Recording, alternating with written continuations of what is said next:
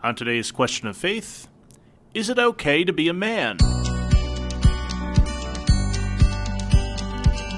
everybody, this is Question of Faith. I am Deacon Mike Hayes. I'm the Director of Young Adult Ministry here in the Diocese of Cleveland.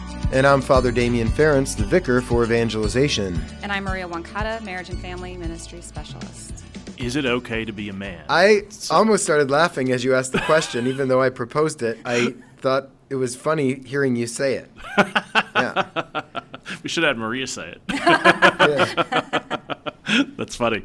So, we're talking a little bit of, we don't talk about politics much on this show, and we're trying to broaden this out a little bit. But, you and I both saw the same story on CNN about so-called aspirational masculinity. Professor G, if you listen to his podcast, that's what he talks about all the time. It's his sort of one-note wonder there. Yeah, I never heard of it before, aspirational masculinity, or did I hear of Professor G, but it sounds like he's been saying this for a little while.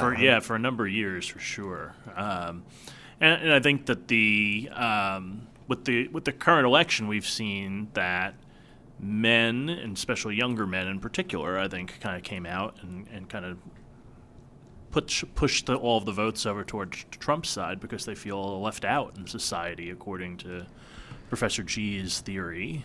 Yeah, one of the things that he said that I thought was very interesting was, and again, we're going to talk politics, but it's not a political show. Sure. But yeah. There's a lot that's interesting to the Catholic that can be gleaned from current events and political situations. Indeed. And one of these things is that for some time, young men have felt neglected or ostracized or put down. We've heard the term over and over again, toxic masculinity, which I understand as men at their worst. But it seems like some strains of feminism see that is what men are. They're toxic by nature, which obviously is not part of our Catholic tradition. Our Catholic teaching is we're made in God's image and likeness. Yeah. We're made for each other. We work best together. Men and women complement each other. Yeah. But because of history and because of wounds and because of hurt and heartache of men at times hurting women or whether it's fathers or boyfriends or husbands, whatever, oftentimes then all men are seen in this light of toxicity.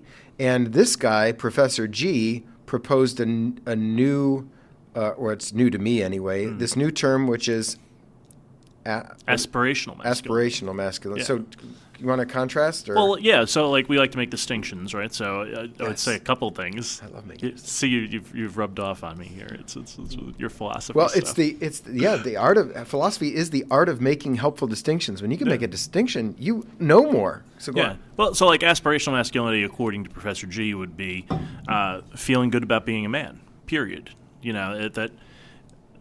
And then I think the thing that people are feeling neglected by is that there are certain groups that will say, men should not feel good about being men, and that for women, in order for women to kind of boost themselves forward, men have to be sublimated in some way. It's not putting people on equal fields. Now we have to pile on, and some people will say it's about men losing power, right, which is disorienting. Mm-hmm. True. But that's not what this is about, I don't think. I think this is what Professor G is saying. It's no, men are okay with losing power and giving more power to women. That's a problem. But I don't have to feel like crap in order for you to feel good. Yeah. There's a big difference there. And then, let's go the other way now. Toxic masculinity is sort of that in reverse, where men have to push women down in order to feel good about themselves, or have some sense of control or domination over another group of people, not just women. I would say, the children and everybody else. So I think a distinction that's helpful is complementarity versus competitiveness. Yeah, that's a good point. And so when men and women are competing with each other, they're actually not at their best, and one then has to win. When we're complementary, we bring our own gifts to the table and bless each other with those gifts. Now, Maria, you do a lot of work in this regard. So what do you have to say? Yeah. So in watching that clip from the interview on CNN with Scott Galloway, he was talking about, that aspirational masculinity was like feeling good about being a man. But then he also more contextualized it in the realm of economic opportunity. Sure. That, because you're a man, don't deserve, or you are privileged in this way, and we need to elevate women or other people beyond men. And I think that passiveness in masculinity, but then also the toxic masculinity and dominating are both effects of the fall. And men in both ways can either overemphasize by being dominating or can seek to be passive and be walked over because they feel guilty about being a man. Whereas to your point, okay. Father Damien, there's a complementarity in understanding the nature of masculinity and the nature of femininity and how the both can complement and should work together. Interesting. I like the passivity part. I hadn't heard that before. Yeah. But you've talked about that, Deacon Mike, I on have. this show. You're in right. that you've often recognized that the culture, when it holds up men, it's the Homer Simpsons, it's Yes. the Peter Griffiths, Archie Bunker. Let's go way back. Yeah. Archie Bunker. Right. But Yeah. men, Which failed, by the way, because they became a lovable bigot. People loved Archie Bunker. that was before my time. I also don't know if I was allowed to watch it or watched it. Yeah, But I had limitations on that one, yeah. But we do not have many great examples of what I would call a healthy masculinity in the culture. And so I think because of hurts and wounds, then that's when the guys are like, all right, we're going to back up. We're not going to do anything. And we're just, but then they lose themselves. And women need men to be good, and they need men to be strong, and use their gifts to bless the world and to bless society and civilization. But those gifts are never in order to dominate. They're actually to serve and to protect. And that may sound like, the police force or something, but men our bodies are stronger and they are bigger. The muscle mass, all those sorts of things. This isn't a blanket statement. There are certainly strong women. That one woman who played in the Olympics, what was she? That rugby was she playing? You know who I'm talking about? Yes, she's going to be on. She was just on Dancing with the Stars, and she's going to be on The Bachelorette, and her name is escaping me as well, but I'll get it in But she's a beautiful woman, but a very strong frame. But that's not typical. So Anyway, this gets into a whole other issues. But the point is that men and women are both created in God's image and likeness. Edith Stein does a lot of work on this, and she shows how they complement each other. They have different gifts that they bring to the table, and different doesn't mean unequal. It means that they complement each other in ways. Yeah. Alona Mar is the name of that woman. by the Okay. way. Yeah, I would say with masculinity, it's the initiation. So there's this essence to initiate and give externally and be selfless. And I think that's the messaging, just to go back to the election and messaging was, I think that's what resonated with men. There's this inherent desire to want to be selfless and give of themselves and contribute to society and just uphold the dignity of men overall. And the way that men do that is lived out in different ways. We're not talking stereotypes, but just this essence of masculinity.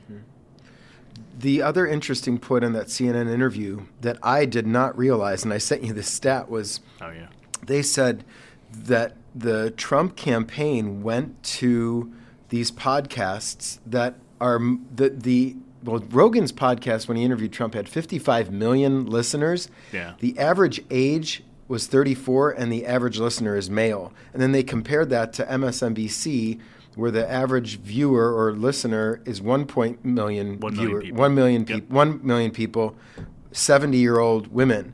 And so in the targeting of their audiences, the GOP was able to reach an audience that the DNC wasn't able to reach this time around. And that Professor G even said when he went on the website, he noted that the different categories of person, the different demographics, men weren't listed in there. And he said, you don't list men in there. Yeah. And he thought that was a lacuna, that was a mistake to make. Huge. So. Yeah, no, huge mistake.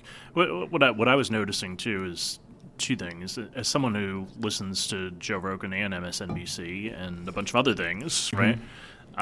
Cultural research at its best. Yeah, exactly. Love it. No, but I mean, all that, and as a media expert, Yeah. right, in some way, I worked in this business for a long time, when we worked at the all sports station and when I worked at a station that was more female oriented, the all sports station was always after men 25 to 54, straight up, right? That was the only demo they even cared about for the most part.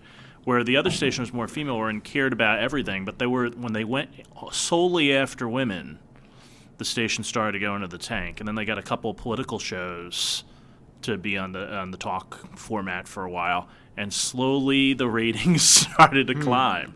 And I was like, yeah, you alien. You know, men aren't going to listen to shows that are just about women. Some women will listen to shows that are just about men, but it doesn't work the other way. And I don't know when suddenly someone in the Democratic Party thought that shifted. What's interesting is in the church we've done the same thing, because Yeah, when I got here, we were doing the Evening of Confession campaign. Yeah. And we were using radio stations that mothers listen to, because the thought was that they have the influence over their husbands and their children to get them to Mass and to go to confession. But I came in as at that time, a 45-year-old man, and I said, look, why aren't we going after the guys? So then we started taking out ads on sports talk radio and other radio stations that were predominantly listened to by our male audience. We didn't get rid of the female audience, but we were making sure we were reaching both the male and the female audiences, and you go to different places for that. Interestingly, if you read the scriptures, when men have encounters with God, most of those encounters actually happen outside the home and in the wilderness, in the desert or on the mountain or on the sea. And we've forgotten that as a church. So sometimes, even as we're planning retreats, sometimes it's good to take guys out in nature and to get them to do stuff. I know at the seminary, when we would do activities, if we took the guys out and we're like, we're cutting down bushes and chopping down trees, they would actually start talking and sharing as they're working, doing those things. So that's different. Men share more naturally that way. Correct, yeah, when they're doing and being. And even at like family parties, oftentimes it happens, and this isn't a blanket statement, and these are not stereotypes, but they're recognizing the unique gifts that men and women bring. A lot of times women will gather and chat among themselves, and guys will chat among themselves, and that's okay. Yeah. And sometimes you have a woman who wants to be part of a conversation, or a man, that's fine. But there are unique gifts that each bring to the table. Here's a great example of that. Like last night, I went out with my classmates after class. We have our preaching class on a couple times a month, or a couple times a semester, I should say. And we got to this bar, and we all ordered a beer, and we were all putting our chairs together, and I took a chair and just moved it in, and they're like, "Oh, you can't see the game." And they immediately moved the chair over, and so we're all sort of facing the TV. We didn't stop talking, and we talked about some pretty heavy stuff as well, but we did it while we were watching the ball game. Yeah. You know. Yeah. Go And Cavs, by the way. Yeah, I can see this. So I have Go a Cavs. daughter and a son, and they're very close in age. They're only 19 months apart.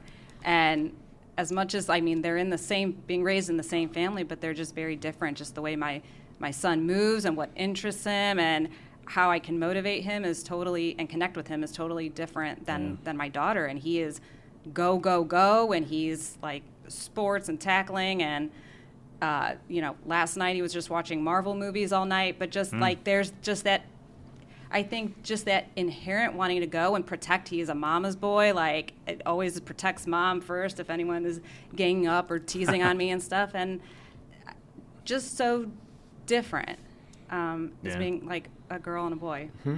Yeah. Well, you've done, Maria, this Behold retreat, which you're going to do again March 25th in the spring, right? And that's a mother and daughter retreat. Have you done or hosted, or do you know of father-son retreats? And are those going on? So or? we are trying, we're attempting to launch one. We tried to do one this fall that wasn't too successful. There is a trick in trying to get men interested in retreat. We are teaming up with Theology of the Body Cleveland and a planning team that I had for the Father-Son retreat to try to host another one in May. But trying to get it off campus or place with nature to do stuff outside and really getting men involved in the planning too. My intellect as a woman can only go so far in trying to appeal to men too. How have you done that, Mike? Because you've been part of ministry for a long time. There a lot of initiation ritual kind of stuff. I think does speak to men every once in a while. when I started at Canisius, the one thing I noticed when I first got there was that there weren't a lot of guys. That there was, we would get the athletes to do community service, but that was pretty much it. And so I intentionally said, no, we need to go after guys here. And they had the hardest time, like, trying to get guys involved, and I didn't understand it at all. And I said, look, if you're just approachable. So I just kind of got involved in the things that guys were getting involved in on campus. One of the more famous stories was that we had a really great campus minister who was really active with the athletes. He wasn't very organized. He didn't have a lot of those kinds of gifts, but he'd go out to the athletes. He'd say jump, they'd say how high, right? And someone on the staff made fun of him one day because he wasn't very organized. And I made the point, hey, how many people know your name on this campus? Mm-hmm. And it was a woman who did it, right? And I said, because everybody knows him. Mm-hmm. I was like, and you complain that no men are involved. I said, but you're not getting any men involved. Mm-hmm. So let's go. Let's try to include everybody here. It's really hard. Yeah. Men don't naturally sit around and talk. So the retreats often weren't things that spoke to them. So you'd have to really intentionally invite them and get other guys to come who benefited from this and who talked about it and who weren't kind of soft, right? Mm-hmm. Like the guys who were the athletes, the guys who were involved in, I don't know, any number of things that were on campus that were that guys did. The fraternity, we had one fraternity on campus. And you have to be careful because that you can go the other way too and become sometimes people get co-op. Professor G talked about this too. Is that sometimes thinly veiled misogynists co-opt these groups? They say, oh yeah, here's all these guys. Now let's push them over the other way. Super bro group. And yeah, right. And so we had to watch that. That's something that we're watching here now is are some of these young adult groups too super bro groups, and do women feel welcome in them or do they feel like as soon as they go in they get hit on, I would say two things, Mike, is the young adult softball has been that's a good point. Really good for men. Yeah. And then another initiative I have not been too involved with but I've heard is Exodus 90, in the beginning of the year, that just the practices that are held in that really appeal to men, like the cold showers. Speaking of cold showers, the water is out in the rectory across the street. Right. So I got the last of lukewarm, annoyingly lukewarm water yesterday, but now it's cold. But guys like that. They want a challenge. A lot of times a physical challenge. Yeah. They do it together because there's competition. So they like that. I've not done Exodus 90, but I know groups who have done it and who have enjoyed it. That's 90. It's a long time. But to do something together with a group in competition, I think some guys like that. So there's a lot of ways in. Yeah. And it's important that the men are not ignored or that we're not using the same approaches with all sorts of people because as Aristotle says, that which is received according to the mode of the receiver. So know how people listen to things, what attracts them, and then bring them in that way. And that's true for all ages and all demographics. Know your audience. Yeah. It's really that simple. I mean, it's how do you appeal to guys? Do guy things. But then don't go over the top. So here's a great example. So my friend was a campus minister at Portland, the University of Portland, which is a Catholic school, right? The same group that does Notre Dame, the Holy Cross Fathers. And he started doing all kinds of bro-y things. Like he did, he did a gathering, he did a cigar club, he did a Super Bowl party, he did a wrestling a bear. He did a meat roast.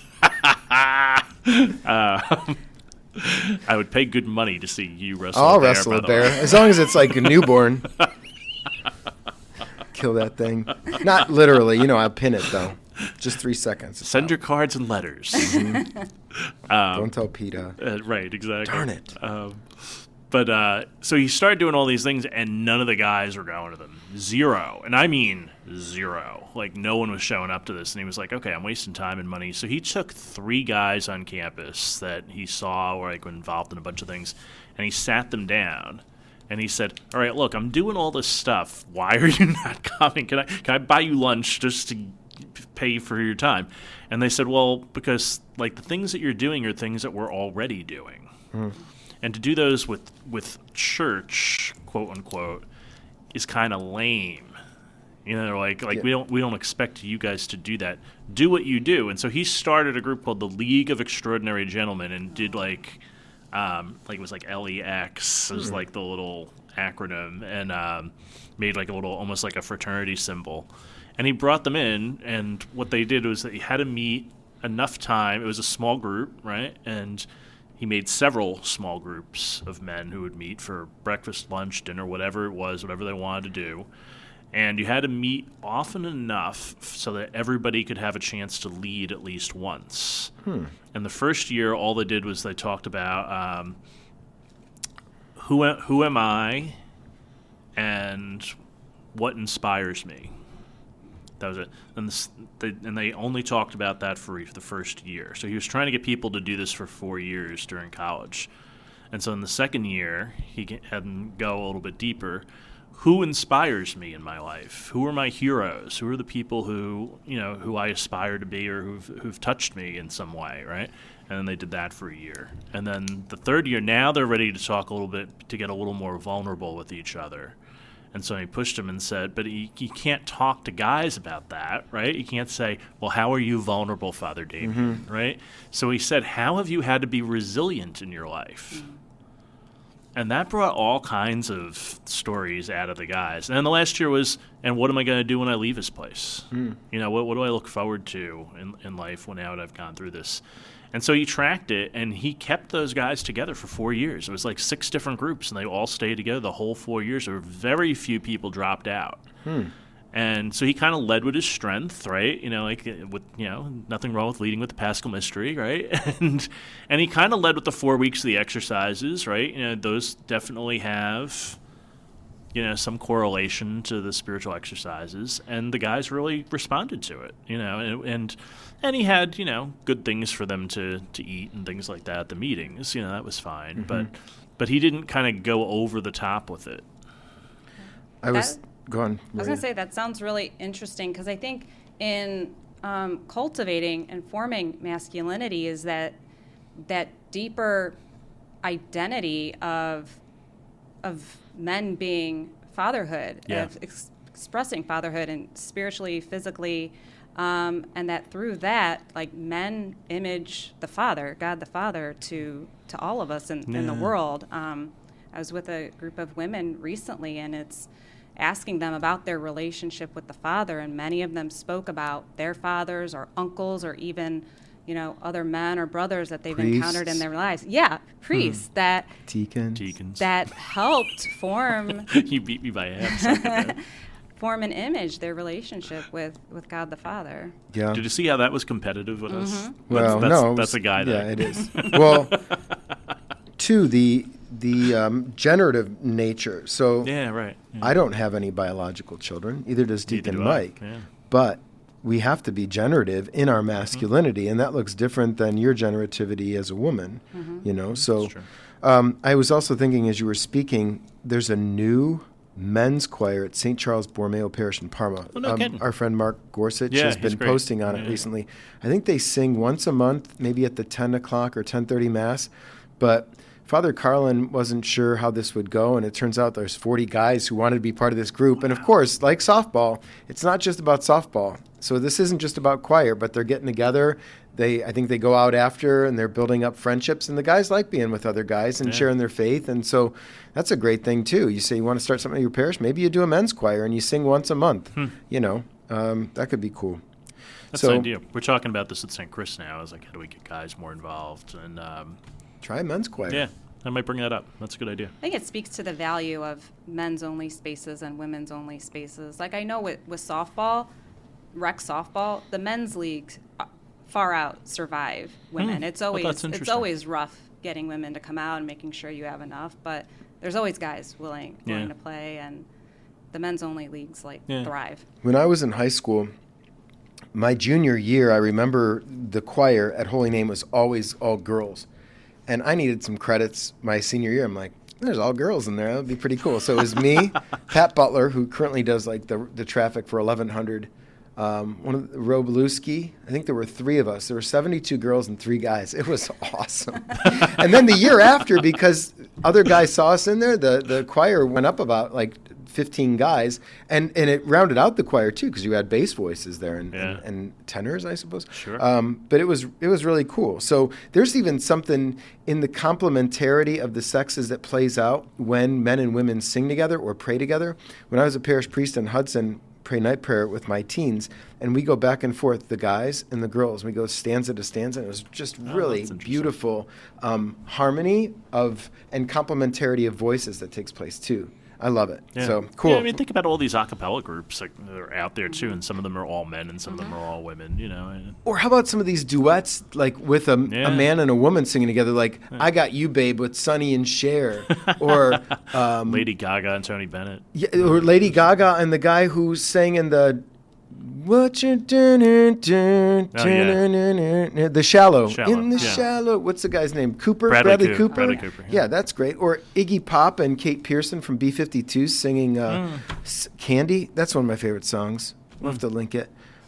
Maybe not. Anyway, but yeah, there's so much, like when men and women sing together, it's good. Kid Rock and Sheryl Crow would probably not sing together today, but they did that song "Photograph" back in the day. That was Picture, not Photograph. That's Picture. Right, Picture. Photograph is Nickel. Or country, I know it. Photograph is who? Def Leppard. No, not Creed. The other one, Nickelback. Oh, okay. Yeah. Look at this photograph. Every time I do it makes me laugh. Whatever.